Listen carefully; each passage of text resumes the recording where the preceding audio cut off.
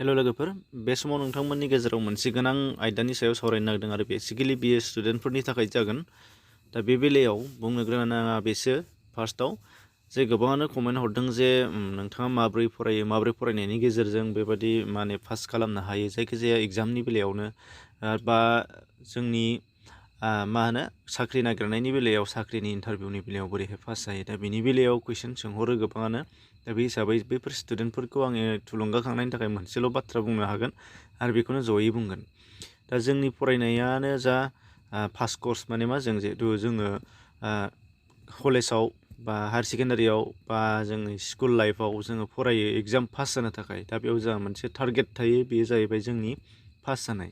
थिग बेबायदिनो जोंनि इन्ट्रेन्स आनजादफोर जेरै जोङो साख्रि बाख्रि नागिरनायनि बेलायाव जिहेतु जोंनि एग्जाम जिरायगोन, दा बे एग्जाम जिरायनायनि बेलायाव जोंहाबो मोनसे टारगेट थायो आरो बे टारगेटआ नोंथांना सहि जानांगोन, नंगौ जायगायाव बाहायनो नांगोन। आरो बेखौ मोनसे बाथ्रा जाय पइन्टआव नोङो फोनांनो नाजाबाय थागोन, जेरै सासे आर्चारआ बोरला गावग्राया गेजेरनि मिडिल पइन्टखौ बियो होसोबाय थागोन आरो जेब्लासिम बे गेजेराव फोनांनो हाया अब्लासिम गावबाय थागोन।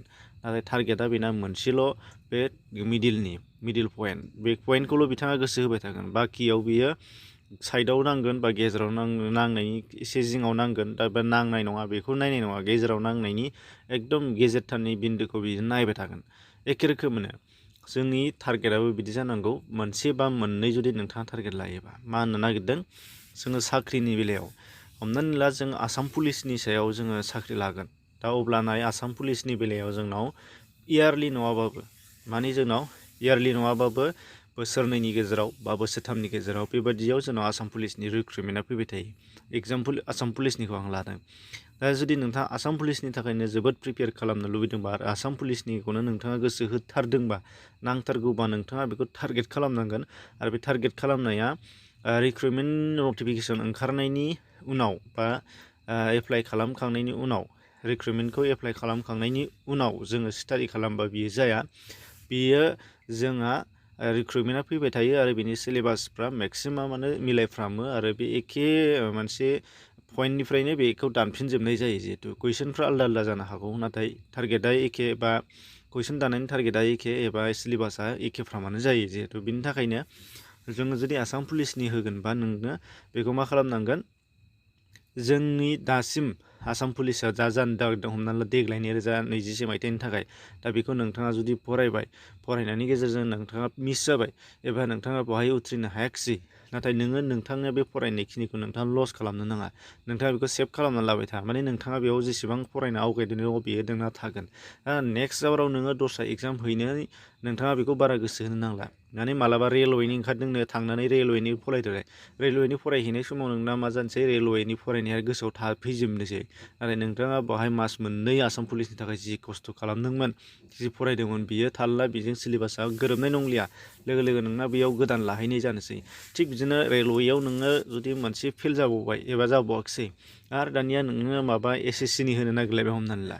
SSC नि हैनायावबो मा जानोसै, रेलवेनि आरो जोंनि आसाम पुलिसनि बे मोनसेयाव जोंहा मा जानोसै, गलमाल जाजोबनोसै सिलेबास वाइसआ।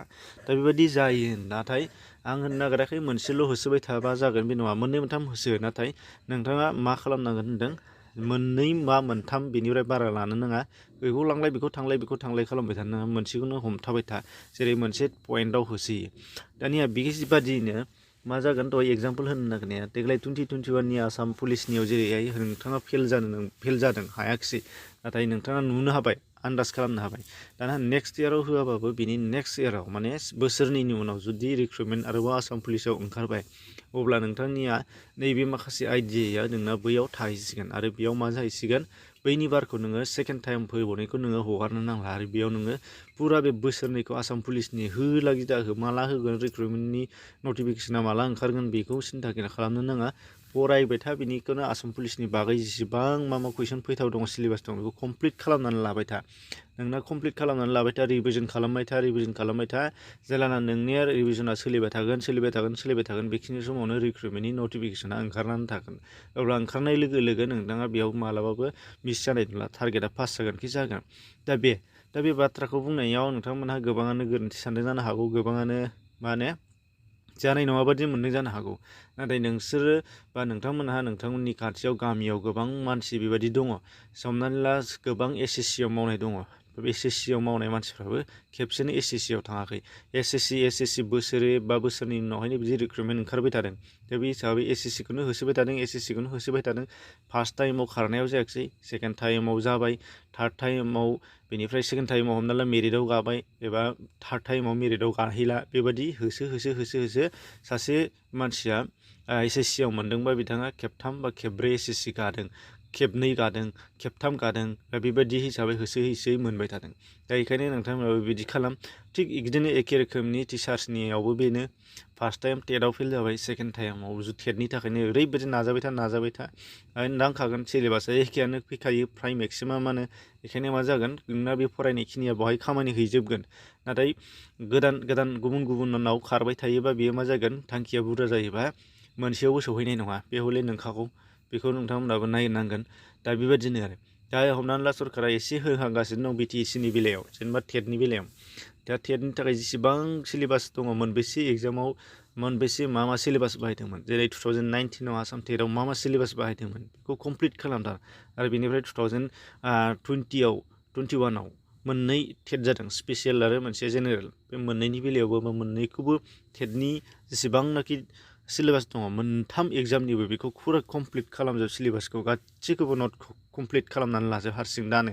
बेनिफ्राय जेब्लाना आसामनियानो जा एबा BTCआनो जा बा BTRनियानो जा, दा बेयाव जुदि स्पेसियेल टेट बा जायखिजाया टेट एग्जाम फैयोबा नों एकदम 100% बेयाव उथ्रिनो हागोन, पास जागोन खि जागोन, बे 100% सियर बेयो।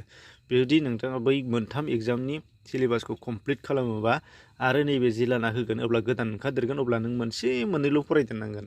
बेनिफ्राय नोंहा कमप्लिट जाखाजोबनाय माखासेया मोनसे मोननैल' गोदान सोदेरगोन नालाय, बेल' फरायदेरनांगोन। बाखि नोंहा हाजोबगोन, लोगो नोंहा टारगेटआ क्लियार जागोन। थिग बिदिनो आसाम पुलिसनि बेलायावबो बेनो। आसाम पुलिसाबो देग्लाय आं बेखौनो होनदों, देग्लाय नोङो बाव होसोबाय था, हमथाबाय था, नाथाय हायाखिसै। बेखौ नाथाय सिलेबासखौ गारनो नाङा, कमप्लिट खालामबाय था। दा हायाखै, एग्जाम जोबजासिम हायाखै, एग्जाम बायनानै फेल जाबाय, रिजाल्टआ मोनबाय, होमबाबो कमप्लिट खालामबाय था, स्टाडि खालामबाय था। नेक्स्ट इयाराव जुदि फैबावोबा सिलेबासा बेना 80%आनो मिलायखागोन, आरो बेनिफ्राय बाखिया गोरोबैखौ नोङो बै समावहाय स्टाडि खालामदो, लोगो नोंना नांगोन। दा बेखौ होसोयोबा खिन्थु जाथारगोन। बेखौ आंनिल' नङा, गोबां साक्सेस जानायनि स्ट'रियानो बेनो। नाथाय दा जोंनि मानसिफ्रा मा खालामो, माबा मोनसे रेलवेआव साख्रि ओंखारदोंलै, हैना होआ, हरबाय, गाबोन फरायगोन, समफोर फरायनोसै, बिदि फरायगोन होननानै एग्जामसिम जाला। जेला एग्जाम हैयो, थांदो सोंहैदो, फरायाखै, आं ओरैनोसो फैदों, बेरायनोसो फैदों। बयनिबो खुगायाव बेनो, खुगायावल' नङा, नंगौबो। बेखायनो जोङो पासबो जाला। आरो नेक्स्टआव मा जानोसै, नोंहा थांनाय बाराव रेलवेआव जायाखिसै, एबाराव आसाम पुलिस ओंखारदों, हरनोसैलाय, नै जोंहाबो होनोसैलाय, नैबेबायदि साज्रां ओरैनो माने सावा खेला। दा बुंबा गाज्रि मोनगोन बा नंखाय सानगोन जोंनि खोथाखौ। दा बेनो जोब, नोंथांमोनहाबो एग्जाम उज्रायबाबो बिदि मोनगोन।